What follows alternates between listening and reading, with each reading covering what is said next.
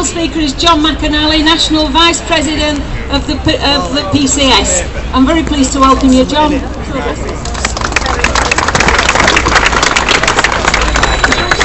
Thank you very much, Sheila. I think it's been a fantastic demonstration in Leeds today, and I think we understand why there are more people on the streets this year than in previous years.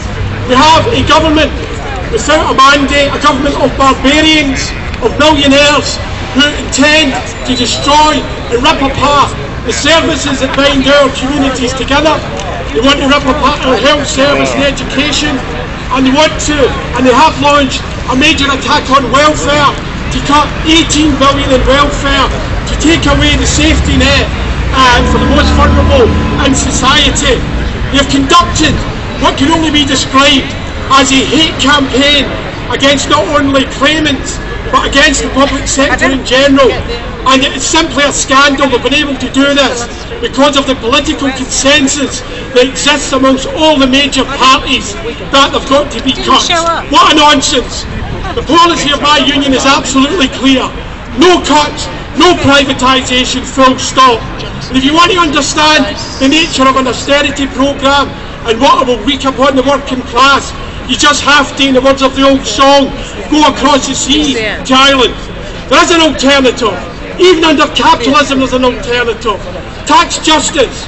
It's got to be a scandal that today in Britain between 120 and 130 billion pounds is either unpaid, evaded or avoided in tax. It's quite simple for us. I pay my tax, you pay your tax, the rich should pay their taxes too. There should be, instead of cutting jobs during a recession, there should be job creation. And you know, people in our movement particularly have got to stop apologising for the public sector and public sector spending. Public sector spending is an investment in people and communities. It is not a debt. And there should be no division between public and private sector workers. Every time a job goes in the public sector, at least one and probably two goes in the private sector. Public and private sector workers must be united in the face of this attack. We had a magnificent demonstration in London just a few weeks ago, but the question is, what next?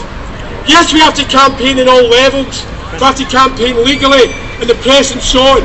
And let's be clear today, we've had a speaker from UK Uncut. We support, our union supports unequivocally direct action. We give unequivocal support to UK Uncut, and we absolutely deplore the political policing that is becoming apparent in this country. It's the job of the police to protect citizens, not the job of the police to protect corporate interests. And even for those in our movement who have attacked some of the actions of the youth, I would say this to some people in the TUC: a little less condemnation and a bit more leadership. We need that leadership in order to take the youth with us. But all of that is good. But there is only one thing that's going to move these barbarians. And let's be clear what it is: widespread, coordinated, industrial action. Not just putting 1 million on the streets, as we will do in June the 3rd, where the Civil Service Union, PCS, and the education unions, I predict, will take action on that day. But we say to our friends in unison and unite as well. Let June the 30th not be one day of strike action. Let that be the beginning of an unfolding battle to get rid of the condemned government. Because it's either us or it's them. And those who tell us there is no alternative and there's no change, I think it's appropriate today, which is International Workers' Day, that we look at the Arab Revolution which is unfolding, which is an inspiration.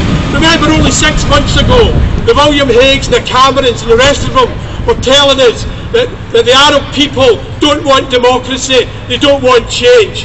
Well, we saw what happened in Tunisia, we saw what happened in Egypt. And it's not really explained in the British press, but the role of the trade unions in Tunisia, and particularly in Egypt, where our sister union, the tax collectors, has played a key role as far as that's concerned. But we have to be careful about the hypocrisy of our the government and that of the US. The fact is they've bolstered dictatorships for generations in the Middle East because it's, from their point of view, it's in line with their policies and campaigns. And nobody wants to support Gaddafi. But let's get something clear. The reason Cameron and the rest of them are attacking Libya, or attacking Gaddafi, is not to support the Libyan people. For Christ's sake, they don't care about the British people. Why do we think they care about the Libyan people? I'll tell you what it's about in 2 words. It's about oil and it's about profits. And from that point of view, if they were serious about helping the Arab masses, why are they virtually silent on Syria? Why are they virtually silent on Saudi and Bahrain as well? And the hypocrisy is unbelievable. They talk about the brutality of Gaddafi, but they said nothing when the bombs and the destruction was raining down in Gaza. So we reject the hypocrisy and the lies of the Camerons and the rest. And we give our full support for the emerging Arab revolution itself. Because the fact of the matter is this: the West, or the governments, the US and the UK, and Israel particularly, are absolutely terrified of the revolution that's unfolding there. Because democracy, trade union rights, equality and so on means it will be a fundamental challenge to the brutal occupation of Palestine. And we must not, in this period, allow our focus to go away from that occupation and our eyes to be diverted. My union reiterates its full support for the Palestinian people, and it gives its full support to the Palestine Solidarity Committee, who is doing a tremendous job. And I think it's worth, in the city of Leeds, giving a special mention to the work carried out by the PSC against the Viola contract in Leeds itself. So we reiterate our union support for a just settlement in Palestine. We reiterate our support for the boycott, for disinvestment and sanctions on Israel, because there will be no peace while there's an occupation. And we want a just settlement in the interests of all, including the Israeli working class themselves. But one of the best ways to help workers internationally is to fight for regime change here. And let's be clear, as far as Cameron and the rest of them are concerned, they have got to go.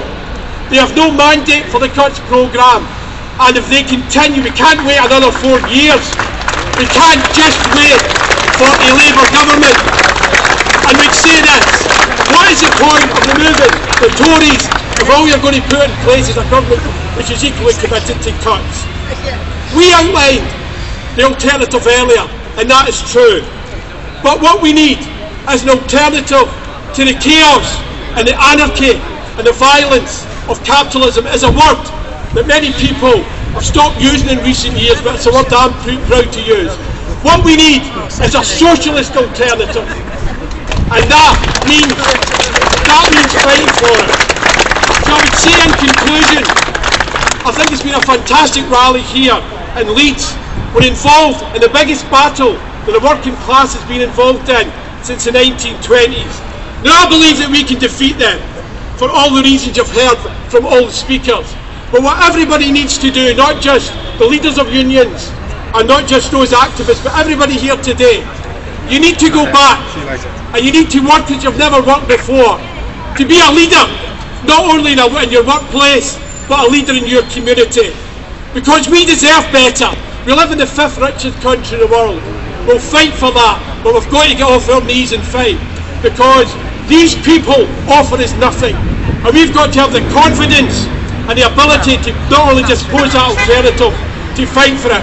We deserve better, so let's fight for it.